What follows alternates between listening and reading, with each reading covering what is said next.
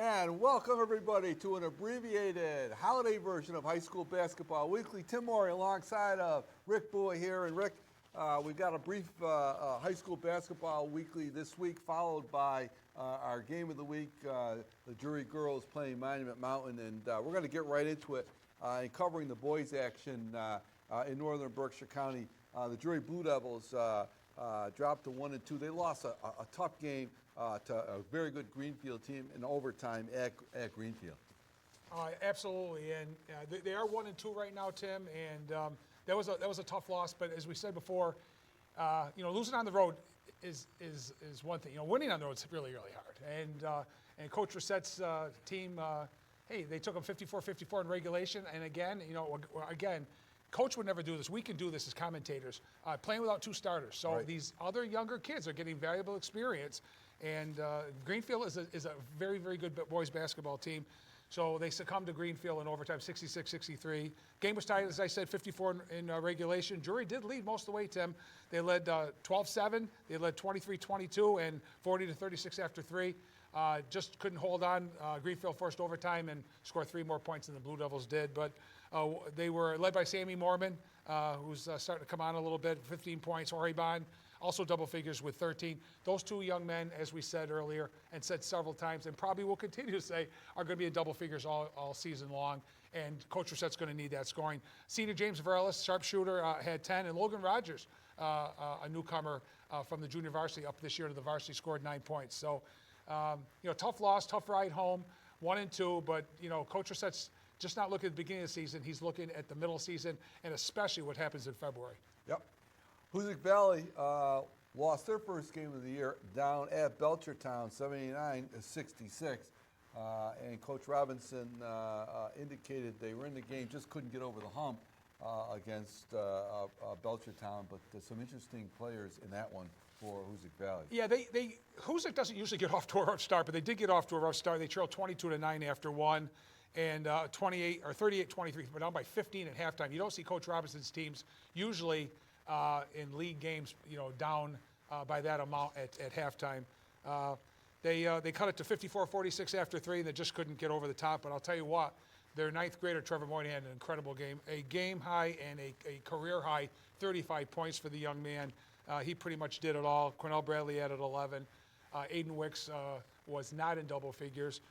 But then again, Moynihan was so hot that night, you never could tell. But that's got to be a pretty good Belchertown team, too. So, they're 1-1, not just overall, but 1-1 in the league. And we'll report on the East Hampton game that they're playing on the 23rd next week. Next week, that's right. And for his efforts this week, Rick, we've got the freshman Trevor Moynihan as our player of the week. Yeah, right. Usually, Tim, what you and I do is we try to get as many kids into the mix as we can, boys and girls, throughout the season.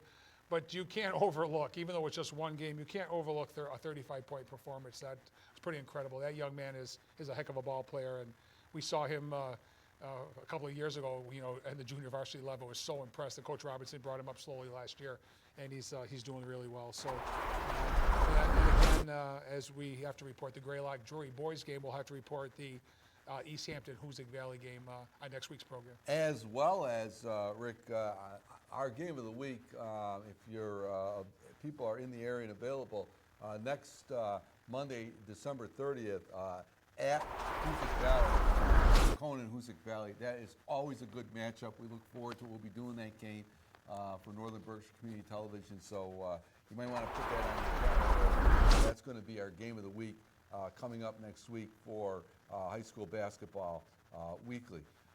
Greylock, of course, they fell to 0-3, and we've alluded to Rick. This is a young rebuilding Greylock. Very young and very, very inexperienced, and so they were in the ball game against Franklin Tech.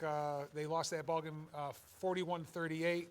They led at halftime by a point, 33-32, and after three, but just couldn't hold on. Nolan Barnes had 11, Cole Creighton had 10, but again, I know I say this every week, but Tommy Verdell's team is very, very young and inexperienced, and he's trying to build a program there, and he's building a program with a couple of young men. One graduated last year, one transferred to PHS, so he's kind of starting all over again. So he just has to be patient. We have to be patient, and we'll report on their game that they're playing on the 23rd against Drury, again, on next week's program. And, of course, McCann Tech, they are also winless so far in this season. They've played some good competitive games, and they lost a tough game to Hamden Charter. Yeah, they led by 22-21 at the half, and they got beat by Hamden Charter at home. 51-42 was the final. And again, their top scorers for the first two games were also the first game was their top scorers in the second game, and that's Zach Howland with 15 and Eric Rougeau with 12. And Coach Bullitt is expecting them to score. I'm expecting them to score. They have the most experience. They scored last year. There's no reason why they can't do the same. But again, as the Mount Greylock team and some of the other squads, they've got to find that third and fourth score. Somebody's got to step up for Coach Bullitt. Let's switch over to the girls' action quickly, Rick, in this abbreviated version of High School Basketball Weekly. The Drury girls, we covered the game, and it's following, that game is following this broadcast of High School Basketball Weekly, Drury and Monument Mountain. They had two games last week, and they split. Yeah, they did. They opened up at Agawam. The game was supposed to be played at Agawam, but because of the untimely death of Allison Felix, Jeff Polari, the athletic director at Hoosick and Drury, worked something out with Agawam that I thought was extremely done in great taste. Yes. Agawam felt the pain and the loss that this community was feeling here in Northern Berkshire, and said, I know you can't come down here. I think our boys are playing, but we can come to Drury, and we'll just swap the home and home, and it all worked out fine. So Drury hosted Agawam with their hearts felt. The Blue Devils lost that ball game 45-37. It's a game that they led 11-5 after one and 26-17 at halftime. And some of us that were up there, I attended that game, even though we didn't cover it, Tim. And I said, boy, we might have an upset here in the making, because Agawam is a large school. It's a D3 school. It's a very talented squad, and they're very senior oriented. So what a great job Coach Downey's kids did against them. Norwood scored 10 points in the first half. That's all she could come up with in the game. She led the Blue Devils. Ninth grader Addison Shepard had 7. Sophomore Elise Daly had 6. So the two bigs did pretty well. And Jacinta Felix, as I said, in and out of the game just because she tried to have some kind of normality in her week at school in athletics. She had 5 points. But they came back in the game that we just broadcasted, and they defeated Monument Mountain 56-24. Drury led 14-7, 32-15, and 49-19. Broke it open in the third quarter. Jacinta Felix had a great game. She played outstanding. She had a game-high 16. Elise Daly had 11. Norwood and Lily Moranti each had 8. A lot of kids got in the scoring column, and they'll be playing tomorrow night against Pope Francis. That'll be a tough one. Yeah, very, very impressed, Rick, in that game with the defense that Drury exhibited really for most of the game. They held Monument to 9 points in the second half, and that's a pretty big accomplishment. Yeah, I think Coach Downey's goal is to better his record from last year. And you and I were talking the other night, and we were thinking maybe better than 500. I'm really hoping so. In his league, he has a very good chance of doing that, and I think he's going to knock off some of the top teams in that division as the season goes on. Right. Hoosick Valley marching along. They played 3 games, Rick. They're undefeated so far, and some of the names that we're used to seeing are starting to pop up now for the Lady Hurricanes. Yeah, and as you said, Tim, they're 3-0 overall, 2-0 in the league. They beat Hampshire in Cheshire 54-33. Hoosick led 27-11 at the half, never really looked back.